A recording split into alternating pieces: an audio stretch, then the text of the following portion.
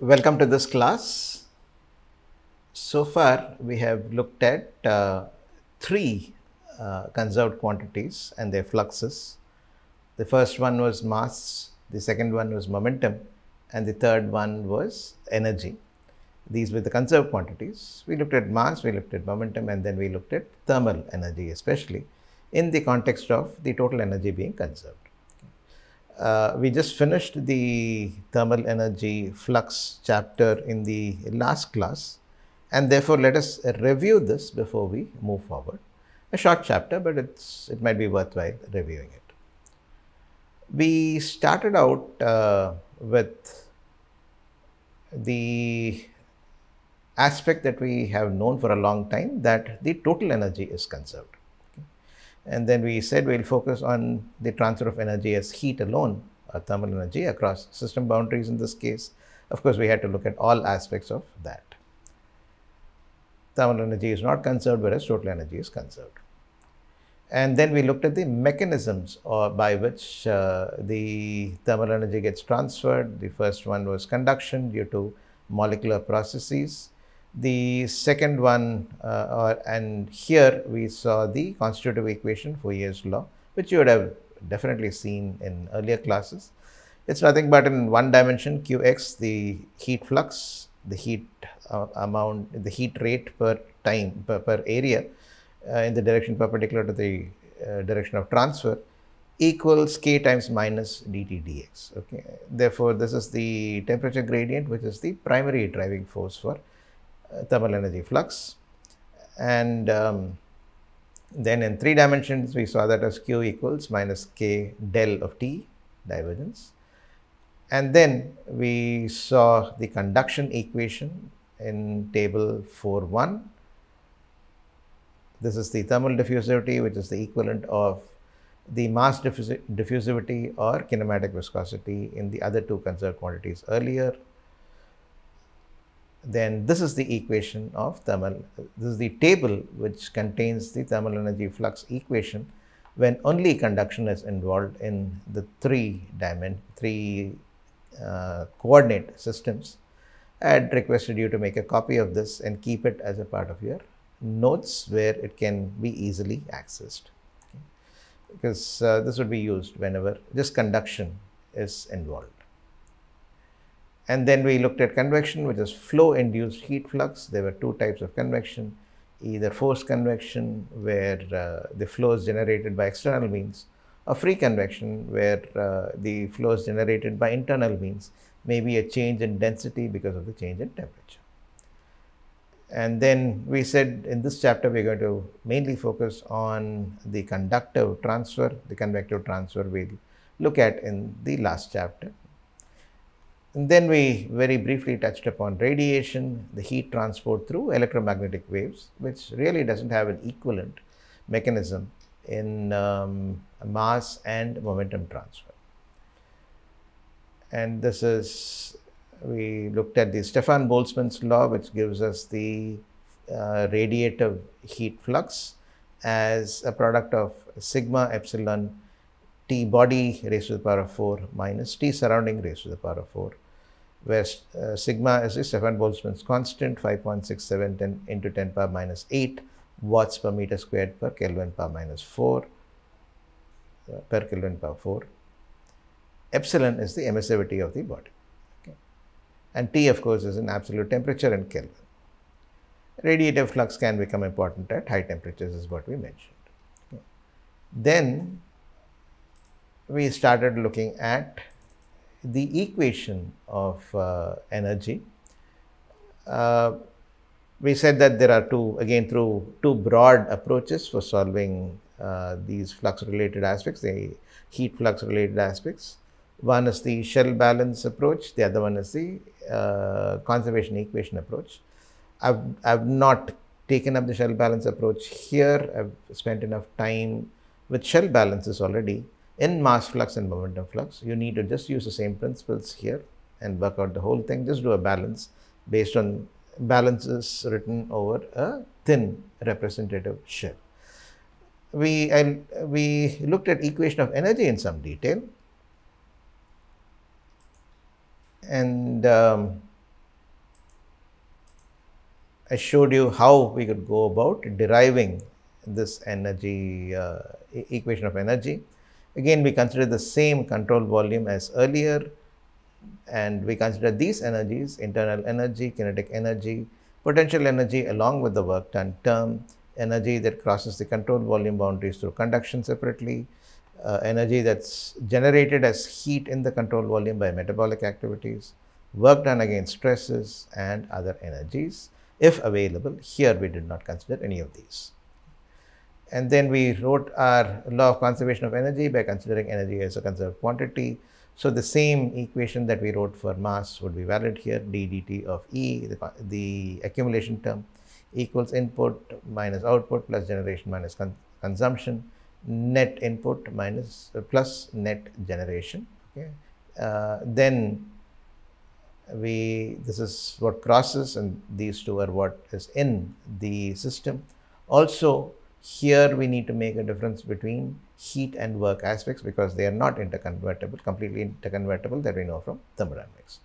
And then we also separated the convection and conduction terms because they are given by two different expressions, and this becomes the balance, the energy balance for the control over the control volume. Rate of accumulation of internal energy plus kinetic energy on the left hand side. On the right hand side, you have net rate of internal energy plus kinetic energy in by convection, net rate of heat addition by conduction, net rate of heat addition by generation, say metabolic, minus the net work done against the system, against stresses, gravity, and so on and so forth. Then we plugged in the terms for each of these. I had asked you to do the details, fill in the details. I have not given you each and every step in this derivation. And this would turn out to be the equation of thermal energy. Rate of energy gain per unit volume, dou T rho U hat plus half V squared, minus rate of energy in per unit volume by convection, that is given as, here you have a minus as a part of the equation, minus del dot rho V times U hat plus half V squared, minus rate of energy in per unit volume by conduction, del dot Q, plus the rate of work done on the fluid per unit volume by gravitational forces, rho times V dot G, minus the rate of work done on the fluid per unit volume by pressure forces, del dot PV, minus the rate of work done on the fluid per unit volume by viscous forces, del dot tau dot V, plus Q dot, say other, say metabolic and so on and so forth, minus W dot other. So this was the equation that we got by considering the various energy relevant aspects written in terms of thermal energies and so on and so forth. And then we could consider the relationships in thermodynamics to get it off of useful form of in the form of variables that are normally measured or can be easily calculated. Rho Cv, substantial derivative of d dt of temperature, equals minus del dot Q minus T dou P dou T at constant V hat del dot V minus tau, a scalar product with del V, the dyadic product of del V, plus Q dot other minus W dot other. And this equation is available in the three different coordinate systems, one in general and two for a special case of a Newtonian fluid with constant rho and K. So I had asked you to make a copy of that table also. Okay. This we saw as the scalar product between two different tensors.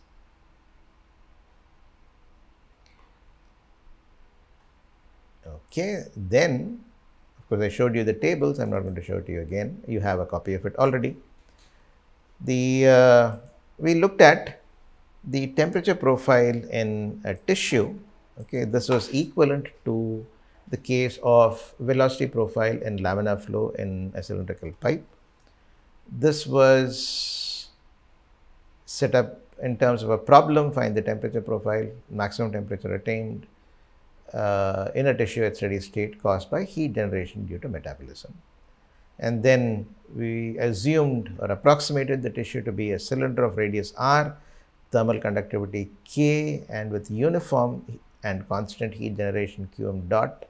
And we also assumed that the conditions in the body are such that the surface of each tissue is kept at a constant temperature Ts, 37 degrees C, and that there is no heat flux along the tissue length. Also assume that no other work is being done by the tissue.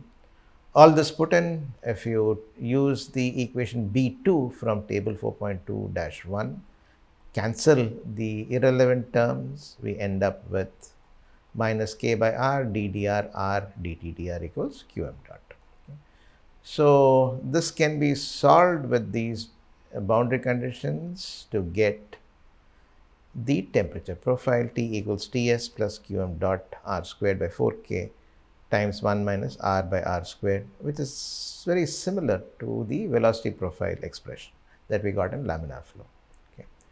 Then we saw the same solution in terms of the non-dimensional variables. We had defined the theta as T minus Ts divided by Qm dot R squared by 4K.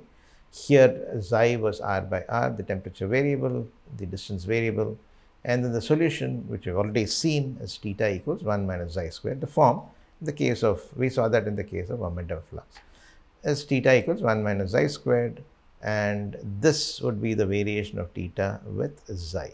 Okay, it has a nice parabolic shape with the maximum at the center and so on.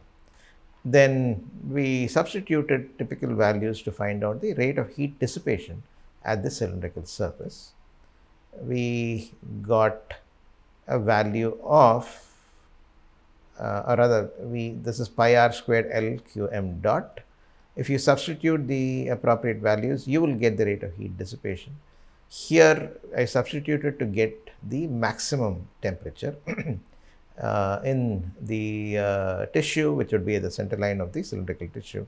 Substitute typical values, and it's also good to remember these values. R equals 1 centimeter is typical. Qm dot equals 5 calories per centimeter cube per hour is typical. Conductivity of 10 power minus 3 calories per centimeter second degrees C is typical. And surface temperature of 37 degrees C is typical. We substitute that, we get a maximum temperature of 37.3 degrees C, which is 0.3 degrees higher than the surface temperature. Then we looked at an unsteady state case. Okay, the bringing in time derivative complicates the math, but there are ways of solving things.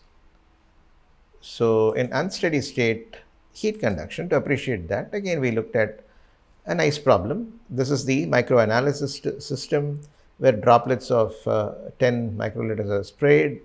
The surface temperature is 60 degrees C, and the entire droplet needs to get to 60 degrees C or very close to that for the process to be a success, for the reaction to occur appropriately for the next step and so on. Okay. We were trying to find out how long would it take for the temperature to reach, let's say, 99% of 60 degrees C throughout the droplet. The temperature is changing with time at a point in the droplet, and therefore it's an unsteady state case directly. It's a spherical geometrical system, and therefore we can use spherical coordinates.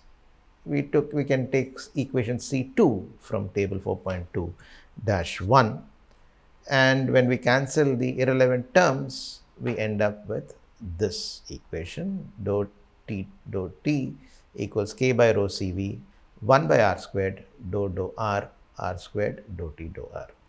Okay. And then we defined the alpha, which we already knew. We've already seen the thermal diffusivity. In a different form, K by rho Cv is a nice way of doing that too. We called it alpha. Okay. The drop surface temperature, Ts, was 60 degrees C, the initial condition and the boundary condition, and we wanted to solve it in terms of non-dimensional variables, which we did by defining these non-dimensional variables: eta equals R by R, theta equals T minus T naught by Ts minus T naught, tau equals alpha T by R squared. Then when we defined it and converted, transformed the differential equation as well as the initial and boundary conditions. The differential equation became dou tau of theta equals 1 by eta squared, dou eta squared, dou theta, dou eta. And the initial condition, boundary conditions became as this: 0 is less than, eta is less than 1, between eta between 0 and 1, and time equal less than or equal to 0, theta equals 0, initial condition. Then at eta equals 0, the boundary condition at the center point, tau greater than or equal to 0, dou theta, dou r equals 0. At eta equals 1, tau greater than 0, theta equals 1. Okay. Then we also realized that we needed to do one more change, because we cannot apply separation of variables here, and therefore we use this transformation theta dash equals 1 minus theta. And if you do this, the transformed problem becomes dou theta dash dou tau equals 1 by eta squared dou eta of eta squared dou theta dash dou eta.